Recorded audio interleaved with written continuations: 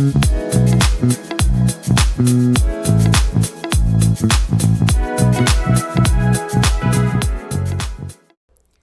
teman pemilih, kembali lagi di podcast Sigincu, diskusi garap ide dan narasi cerdas pemilu. Bersama saya Randy Agustian. Dalam beberapa menit ke depan kita akan berbincang santai dengan Komisioner KPU Kabupaten Majalengka, yakni Ibu Haja Eli Soleha Fatimah SPD. Halo Ibu, apa kabar?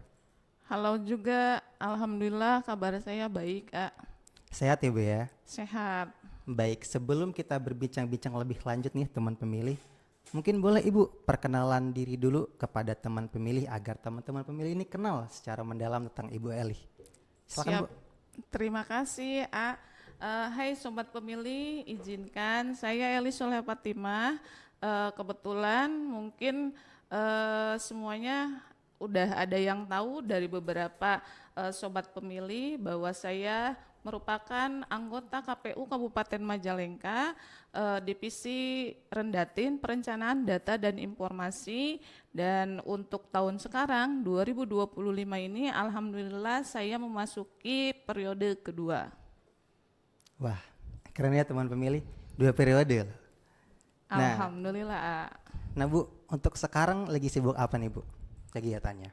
Iya, kalau untuk di KPU itu sendiri setelah tahapan pemilihan kemarin ya serentak selesai dilakukan, kami semuanya di sini bekerja dengan seperti biasa, dan jangan salah ya Sobat Pemilih, kita itu tidak memakan gaji buta karena kami tetap bekerja setelah selesai tahapan, semua proses tahapan selesai, kami melakukan evaluasi, melakukan pendidikan atau sosialisasi pendidikan pemilih, kemudian ada perencanaan untuk anggaran berikutnya atau persiapan perencanaan anggaran di pemilu atau pemilihan berikutnya di 2029 harus kami siapkan dari sekarang, dan yang pasti itu pemutakhiran data pemilih berkelanjutan yang kami sedang lakukan hari ini.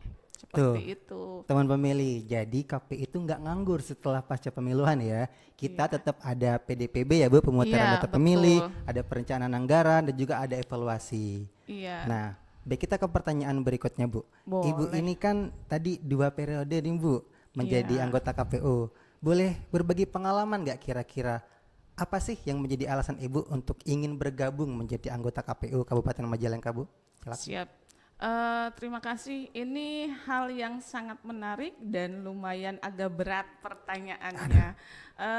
Alhamdulillah, yang pertama bersyukur alhamdulillah sama Allah Subhanahu wa taala, saya hari ini masih bisa bertahan di KPU Kabupaten Majalengka untuk menjabat anugerah terindah amanah yang diberikan oleh Allah di periode kedua dan bisa masuk. Kenapa awal mulanya ini juga Sobat Pemilih harus tahu ya, kenapa saya senang atau bisa bergabung dengan KPU Kabupaten Majalengka. Awalnya saya itu ini ya, jadi guru di sebuah sekolah SMP di Jatiwangi selama 15 tahun, dan kebetulan tidak pernah mau diam. Artinya sering ikut organisasi atau kemasyarakatan yang ada di masyarakat itu sendiri. Akhirnya ketika ada rekrutmen di KPU itu membuka rekrutmen, saya memberanikan diri karena ingat juga kalau yang namanya perempuan itu ada partisipasi dan dilindungi undang-undang juga 35% itu keterwakilan perempuan. Akhirnya dengan tekad yang bulat saya bismillah, saya ikutan di 2018 untuk rekrutmen dan dinyatakan lolos. Itu awal periodisasi yang pertama, dan yang kemarin itu kedua karena merupakan dari hati saya sendiri, saya istilahnya belum tuntas melakukan titah penyelenggaraan ini. Masa sih hanya dari 1 periode aja, kenapa saya tidak bisa menuntaskan perjalanan karir saya di KPU, totalitas saya untuk lembaga KPU itu sendiri. Akhirnya penyelenggaraan pemilu atau pengalaman di 2019 dan 2020 24 ini memberikan hal yang menarik, Yang pertama mungkin di 2019 background dari guru, seorang guru ke penyelenggara itu ada ngeri-ngeri sedap gitu istilahnya. Ada sesuatu hal yang unik dan alhamdulillah juga bisa melaksanakan sampai selesai, sampai istilahnya husnul khotimah di masa jabatan yang pertama itu. Dan ada yang perlu saya garis bawahi bahwa 2019 itu merupakan pemilu serentak pertama yang mungkin dianggap yang paling unik, paling sulit, paling segalanya, tapi ketika kebersamaan dengan komisioner yang lain dan sekretariat saling kolektif kolegia kalau di KPU itu sendiri, akhirnya kami bisa melaksanakan seluruh tahapan di 2019 itu. Dan pembelajaran di 2024 itu mungkin agak berbeda juga, serentaknya sama, perbedaannya itu sistem digitalisasinya itu sendiri.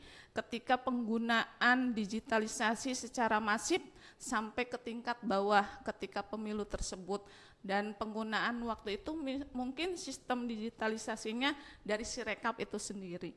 Begitu, Wah, pengalamannya banyak sekali ya teman-teman, dari guru kemudian menjadi anggota KPU dimulai dari 2019 sampai dengan sekarang, dan sudah mengalami 2 pemilu nih teman-teman, di 2019 dan di 2023 ya Bu ya? 2024. 2024. Nah, Alhamdulillah. bedanya apa sih Bu kalau misalkan pemilu di 2019 dengan pemilu 2024? Iya, tadi perbedaannya adanya pertama itu yang pemilu 2019 itu pemilu serentak pertama yang dilaksanakan oleh negara Indonesia ya, atau penyelenggaraannya yang dilaksanakan oleh KPU itu sendiri. Kemudian kalau yang untuk periode kedua pemilu 2024 itu sistem digitalisasinya itu sendiri, karena semuanya bersifat digital penggunaannya. Contohnya Sirekap itu sendiri. Sirekap kan sekalipun pelaksanaannya serentak yang dilakukan sampai tingkat bawah ke KPPS, tapi sistem digitalisasi tetap dilaksanakan, tapi proses tahapannya tetap berjenjang ketika rekap itu sendiri, baik itu tingkat KPPS ya, TPS itu sendiri, kemudian PPS ke PPK, dan di kabupaten sampai tingkat provinsi dan KPU RI itu sendiri. Itu yang mungkin membedakan ciri khas sendiri sekalipun itu keserentakan. Dan mungkin juga ada hal yang paling penting, ketika 2019 itu tahapan sudah selesai pemilu, tidak ada yang namanya beririsan tahapan dengan pemilu 2024 dengan pilkada atau pemilihan daerah itu sendiri. Karena di 2024 itu ada keserentakan pemilihan presiden, pemilu presiden dan legislatif, kemudian pas di akhir tahapan yang tahapan pemilu kita sudah beririsan di awal tahapan pemilihan kepala daerah. Jadi ada sesuatu hal yang baru di 2 periode 2019 dengan 2024 sama-sama serentak.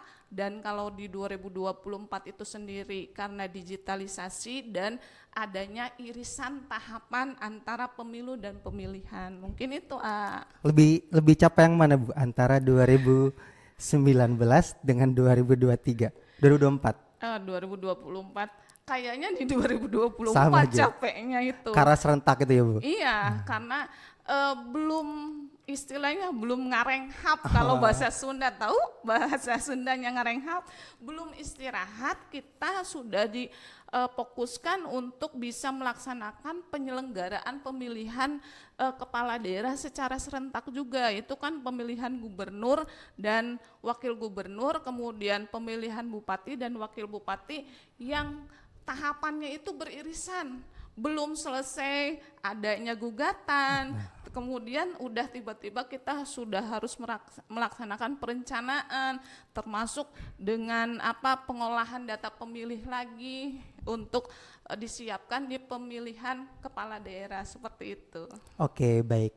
Nah, sekarang kita beralih ke pembahasan berikutnya nih, Bu. Siap, Ibu ini tenang. kan mengampu di divisi perencanaan data dan informasi. Nah, Iya, supaya teman betul. pemilih ini tahu nih. Nah, di bagian perencanaan data dan informasi ini lagi sibuk apa sih, Bu? Lagi apa yang dikerjain? Iya, sobat pemilih, seperti apa yang tadi saya utarakan di awal itu sendiri, bahwa KPU itu sendiri setelah tahapan selesai masih banyak mengerjakan hal-hal yang sesuai dengan tupoksinya. Kita mengacunya pada regulasi, baik itu undang-undang ataupun PKPU. Undang-undang mengamanatkan kalau untuk di perencanaan data dan informasi itu terkait dengan pemutahiran data pemilih berkelanjutan. DPT akhir pemilihan itu harus ter-up-to-date kan.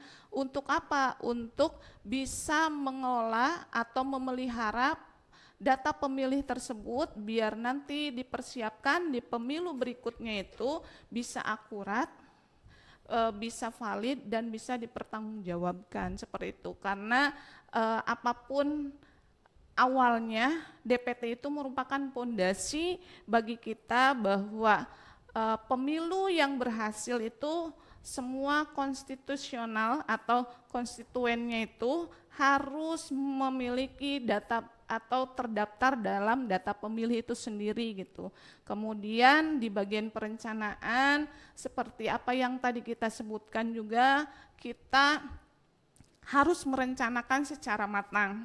Ketika perencanaan tersebut matang, semua tahapan bisa berjalan dengan lancar dan bisa dipertanggungjawabkan. Dengan apa perencanaannya? Yaitu adanya anggaran yang bisa mensupport kita keberlangsungan, keberlanjutan kegiatan yang ada di KPU itu sendiri. Kami hari ini itu sedang melakukan perencanaan anggaran untuk non hibah pemilihan gitu. Hibah non pemilihan kita akan mengajukan kepada Pemda Kabupaten Majalengka untuk bisa mensupport KPU Kabupaten Majalengka, karena anggaran tersebut akan sangat bermanfaat untuk keberlangsungan nanti hajat demokrasi kita di 5 tahun yang akan datang. Untuk apa anggaran tersebut? Perencanaannya mungkin digunakan untuk sosialisasi pendidikan pemilih, terutama untuk kepada pemilih pemula, atau berkunjung sosialisasi ke sekolah-sekolah ataupun ke kampus-kampus atau ke pesantren dan yang lain sebagainya, termasuk salah satunya mungkin di bagian Datin itu sendiri. Datin kita akan mungkin jemput bola kalau memang anggaran memadai, dan mudah-mudahan support dari pemerintahan daerah, kepala daerah di Kabupaten Majalengka sangat mensupport untuk KPU Majalengka, bahwa keberhasilan demokrasi di Kabupaten Majalengka itu merupakan sinergitas, koordinasi dan kolaborasinya KPU itu sendiri dengan pemerintah daerah, yang bagaimana bisa mensupport anggaran yang akan kami rencanakan, mudah-mudahan disetujui sesuai dengan apa yang kita inginkan, seperti itu. Nah, baik Bu. Saya akan masuk ke tentang pemutahiran data ya Bu ya. Karena Siap. kita di sini mungkin penonton ada banyak pemilih pemula yang belum tahu Bu, pemutahiran data itu apa sih? Jadi apa sih yang dimutahirkan datanya itu? Boleh Iya. menjelaskan Ibu secara singkat? Siap.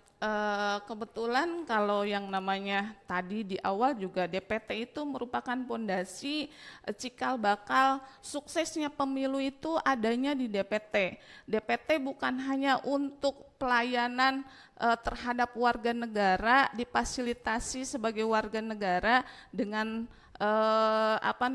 memberikan data pemilih yang akurat, dan kita pun tidak hanya yang disiapkan oleh ini loh yang KPU, tapi kita bekerja sama dengan stakeholder dalam hal ini. Mungkin di KPU Kabupaten Majalengka itu karena turunannya dari KPU RI Kemendagri, kalau sampai ke kabupaten kota itu berarti Dinas Kependudukan dan Catatan Sipil. Kami saling bersinergi, berkoordinasi, karena bagaimanapun di Sdukcapil itu sendiri yang menyiapkan data kependudukan dan data pemilih, termasuk yang usianya 17 tahun ke atas ataupun yang sudah pernah menikah, kami nanti dimasukkan ke dalam DPT. DPT sudah jadi DPT itu merupakan hak warga masyarakat, terutama warga negara ya, dimanapun berada. Ketika sudah tercatat DPT berarti punya hak untuk menyalurkan suaranya, seperti itu. Kalau boleh saya garis bawahi Bu, berarti data itu sangat penting ya untuk pemilu. Nah, menurut Ibu seberapa penting sih Bu data ini, misal data kependudukan terhadap jalannya pemilu? Sangat penting sekali, mungkin 100%-nya, 100%. Kalau untuk persentase itu 100%-nya. Karena kita tidak mungkin tahu data warga negara tanpa berkoordinasi, berkolaborasi, dan itu sangat penting. Seperti yang saya katakan tadi, pondasinya itu berarti dasarnya ketika kesuksesan pemilu dan ada sangkut pautnya atau keterikatan dengan yang lainnya. Data pemilu itu nanti setelah jadi DPT kita berkoordinasi dengan Disdukcapil, DPT pun melayani warganya untuk menyalurkan aspirasi atau suaranya, dan dengan DPT pun mungkin nanti ada keterkaitannya dengan logistik, ketersediaan nantinya jumlah surat suara, kotak suara yang harus disalurkan, disiapkan untuk pemungutan pas hari H. Itu juga awalnya dari DPT itu sendiri, termasuk mungkin nantinya ke anggaran juga, itu jadi cikal bakalnya DPT. Wah, luar biasa sekali ya teman-teman.